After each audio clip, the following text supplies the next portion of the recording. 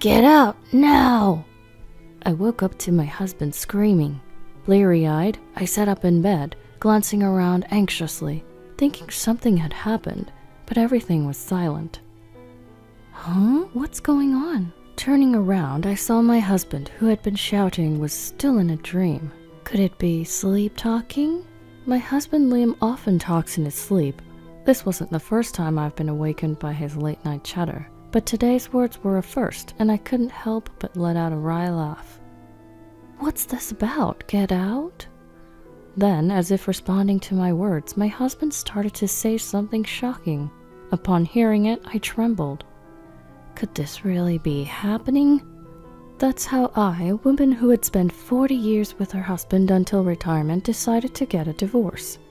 My name is Vida, and I'm 63 years old. Liam and I have a son, but he moved out 5 years ago after getting married. We finished raising our child without any major incidents, and despite some ups and downs, I thought we were getting along pretty well as a couple. My husband is supposed to retire next month on his birthday. Back when we were in our 50s, we'd laugh and say things like, after retirement, let's move to a rural area in the mountains and try farming. We could ski all winter. Or, it'd be nice to travel around the US in a camper van. But as retirement approached, those kinds of conversations stopped altogether. Of course, I didn't really want to ski all the time at this age, but we're still physically fit, and I thought it'd be nice to travel together. So, I was considering celebrating my husband's retirement by staying at a fancy inn we wouldn't normally go to, and I was in the middle of looking up various places online. But then, get out, now! The words he said in response to my comments after that sleep talk were unbelievable. Emberlyn, my wife, has found out about the affair. It'll be bad if she comes. My soundly sleeping husband was gripping the blanket, groaning and moving his head. Emberlyn? The moment I heard that name, I started shaking with anger. If things go on like this, our plan will be ruined. His sleep talk continued. Is that so? Then I'll really ruin that plan for you. I'd been with him for 40 years, and I thought we were about to start a peaceful new chapter of our lives, but from that day on, I found myself heading in a direction I'd never thought of before. Divorce. The next morning, my husband woke up at his usual time and was eating the breakfast I'd prepared for him as if nothing was amiss. You were talking in your sleep more than usual last night. Really, I've been busy with work handovers and such. Maybe I'm stressed. You have to take care of your health to do a good job until the end. Yeah. He seemed to have no recollection of last night. I deliberately spoke to him in a softer tone than usual, and unlike normal, I saw him off at the front door as he left for work. It's unusual for you to see me off. Well, your retirement is coming up soon, so every now and then. Right. I'm off then. I'll be working late today, but I'll be back by the last train. Then you won't need dinner. Yeah. My husband slammed the door shut. I locked the door from the inside and waited a while, making sure his footsteps were fading away. I wonder if he's really working overtime. Now I've got to hurry. I began searching the house for evidence of his affair. When I checked each pocket of my husband's suits in the closet, I found a crumpled piece of paper. I found it, just as I thought. It was clearly a suspicious hotel receipt. He probably paid in cash to avoid leaving a record with a card payment, but it's pointless if he doesn't dispose of it. There were several similar receipts, and the most recent one was dated 2 days ago. He said he was working overtime the day before yesterday, and he didn't come home until midnight.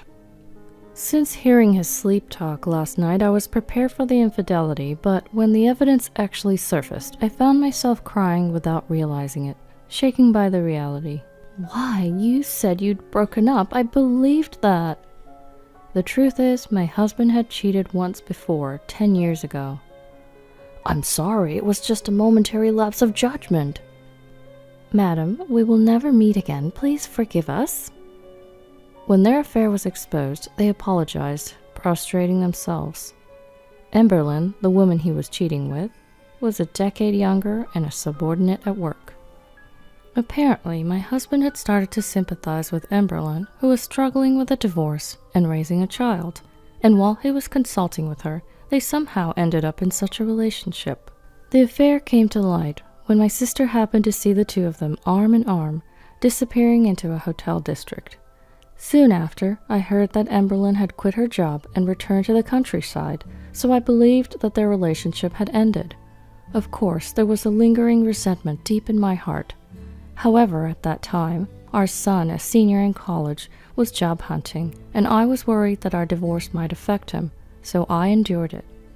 There was also a part of me that was completely reassured that this man, who had been with me all this time, couldn't seriously abandon me. And I kept telling myself that we could start over from now on.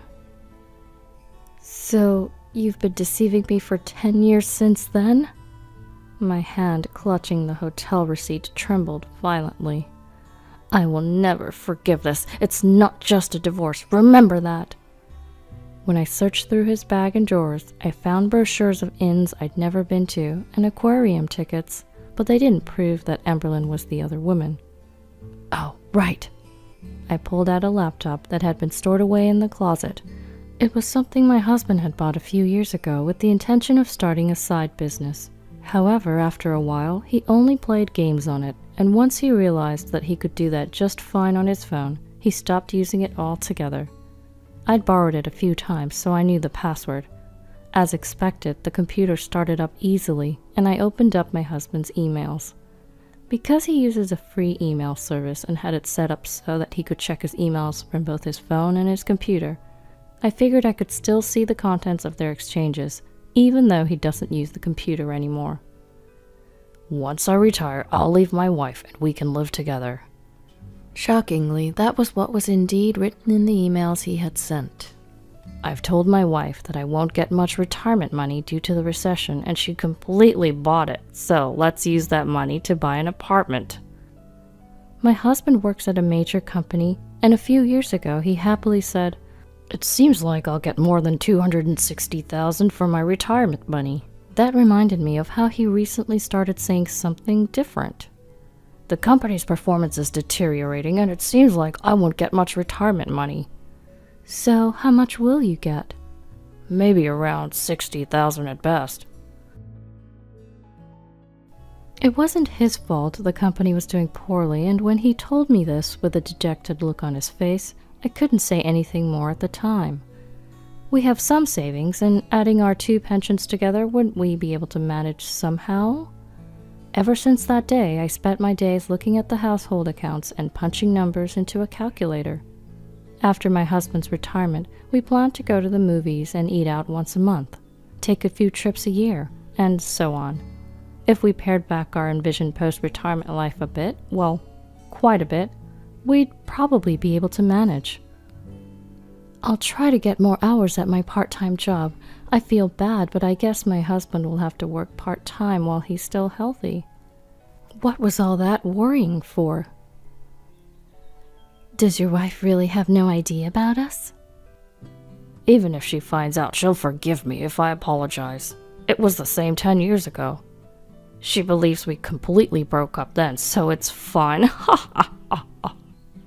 The email was filled with words that seemed to mock me.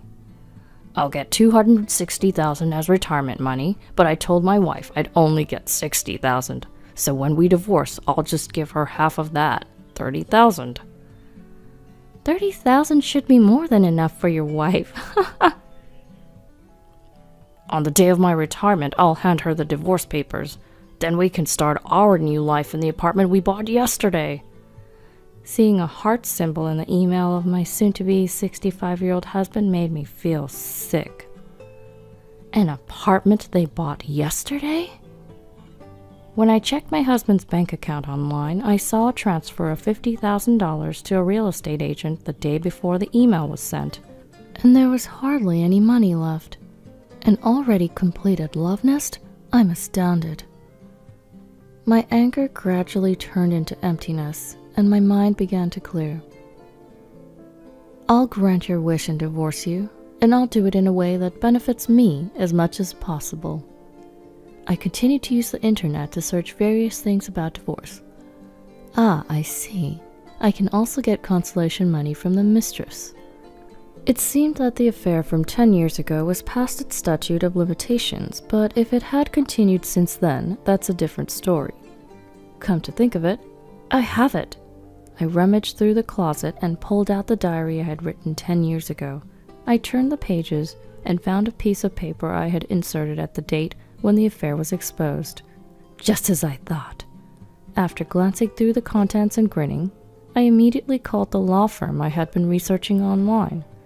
I was determined to accomplish everything without him noticing by his birthday, which is also his retirement date. A few days later, my husband came home unusually early and looked around the room. It seems like a lot of stuff is missing lately. I've been throwing out things we don't need. It's quite the trend now. I had already decided where to move after the divorce and had been gradually moving my stuff. I was inwardly panicked, thinking he might have noticed, but my husband, who seemed to have lost interest in me, didn't seem to understand anything. Hey, my mother wants to rebuild her house, so I've decided to help her with our savings. What? Of course, I've given all my savings to my mother. It can't be helped if it's still not enough. But we have our future life to consider too. You're working part-time, so it should be fine. But then we'll have almost no savings left. It's okay, we'll get $60,000 as retirement money. He's probably trying to decrease our shared property to minimize the amount he has to give me. But I never thought he would resort to such a petty tactic. Well, I was planning to take you to a fancy hot spring inn to celebrate your retirement. Huh? I don't need that. Why not? Well, it's pointless to travel with you at this point. I didn't miss the momentary look of discomfort on my husband's face. Of course, he wouldn't think of going on a trip with me, whom he plans to hand divorce papers to on his retirement day. After retiring, I was thinking about doing various things like traveling around just the two of us, skiing and so on. You know, it's what you were talking about before. As I deliberately spoke in a bright voice, my husband became even more sullen. What can you do? Are you saying we should live in luxury while my mother has to endure hardship? That's not what I'm saying. I just wanted to enjoy a peaceful time together after your retirement. My husband grimaced and fell silent. Up until recently, I was serious about that. But guess what? I don't want to go with you anymore either. Too bad. I bitterly muttered to myself inside my heart. Then came my husband's retirement day. I prepared a feast on the table and set off a cracker as soon as my husband walked into the room. In contrast to my beaming smile, my husband had a cold, mask-like expression on his face. Congratulations on your retirement. Let's get divorced. What? You're kidding. Having simulated this moment over and over in my head, I dramatically feigned shock and began to sob like an actress. I'm sorry, I'll give you half of the $60,000 retirement allowance as a property settlement, so please forgive me. We don't have any other shared property. No, I don't want a divorce. I'm sorry. With that, my husband left the house. All that was left was a divorce paper with my husband's name already filled in. Well then, on to the next plan. As I promptly filled in my name on the divorce paper, I raised a toast and ate the feast alone. The next day, I was standing in front of a luxury apartment that my husband had reportedly bought with another woman. When I pressed the room number at the entrance, a woman's voice responded. You're Emberlyn, right? Liam's wife? Ah! The surprise in her voice was so unexpected that I had to stifle a laugh. Is your husband home? Could we come in? No way! Go home! You two don't have the right to refuse us. Huh? What do you mean? Who do you think the woman with me is? She's a lawyer. What? Would you prefer to discuss this right now or go to court? Through the monitor, my husband Liam appears and the two of them are having some sort of discussion. Do you want us to come in or continue talking here at the entrance? If we keep this up, all the neighbors will know about your wrongdoings. Are you okay with that? Fine, come in. And so I stormed into the love nest of my foolish husband and his mistress, accompanied by a lawyer. Once inside, my husband bombarded me with questions like, how did you find out? And how did you investigate this place? But I ignored them all. Then the lawyer next to me presented a divorce agreement to the two of them. Property division, $195,000. Consolation money, $195,000. A total of $390,000. What the hell is this? Seeing the contents, Liam and Emberlyn were left with their mouths agape. There's no way we have that much money. Why not? Retirement payment of $260,000, $80,000 given to your mom, and $50,000 for the down payment on this apartment. If you add it all up, it's exactly $390,000. Please pay promptly. I told you my company's retirement payment was only $60,000. It's too bad you tried to trick me. The lawyer has already contacted the company and investigated. All of this is shared marital property. The lawyer next to me nodded in agreement. Emberlyn, we're also asking you for $50,000 in consolation money. I don't have money either. If you don't have money, you can't pay. Please forgive me, I'm begging you. Suddenly, my husband knelt down in apology, and Emberlyn did the same next to him. Do you think if you apologize to me, I'll forgive you that easily? Don't underestimate me. What do you think I've been doing for the past 40 years supporting you? The two of them, who had been looking down, hesitantly looked up at my unexpected ferocity.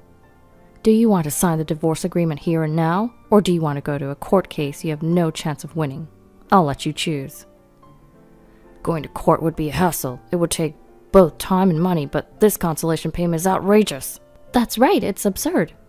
Oh, have you forgotten? I pulled out a sheet of paper from my bag. Pledge. We will never meet again. If we break this promise, we will accept any demands. It was that one piece of paper that had been tucked into my diary from 10 years ago. During the first affair scandal, I had made it in a rush and had them both sign it. It says here you'll do anything. This kind of thing is invalid now. That's right. Then let's go to court. Well, right, you haven't received your retirement money yet. If we're going to court, I'll make sure to contact the company so you can't spend the money freely. My husband was silent for a while, looking down, but after a moment he muttered, Understood, and raised his head. Good, now sign this. But $195,000 for consolation money, that's just too much. Even I could see that.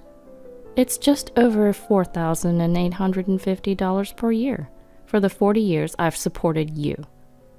You're saying even that's too much? I don't want to equate our 40 years of marriage to money, but if I don't say this much, I'm sure he wouldn't understand. Truth be told, the lawyer also said this amount was too high, but during the creation of the agreement, I was told I could ask for whatever I wanted, so I pushed for it. But can't you reduce the amount a bit? I need to live after this, and there's the mortgage for this apartment. If that's the case, why not sell the apartment? Of course, if you sell it now, it'll be a lot cheaper than the original price, so it'll be a loss. That's what I'm saying, so understand, please. Don't start acting sweet now. The only thing I understand is that you two will live a miserable life because you'll have no money. After saying what I wanted to say, I left the rest to the lawyer and left the room. In the end, the consolation money was reduced to $80,000. Still, they couldn't afford the mortgage and had to put the apartment up for sale, but they couldn't get the price they wanted and ended up in heavy debt. My ex-husband had no choice but to start working day labor jobs, and Emberlyn started working at a bar. Even then, they didn't have enough money to live and were constantly fighting. I never thought I would start living alone at this age, but being able to use my time freely now is very comfortable. Lately, I've been into traveling all over the place by myself, and I'm planning to go abroad in the future. There's still plenty of life left to enjoy,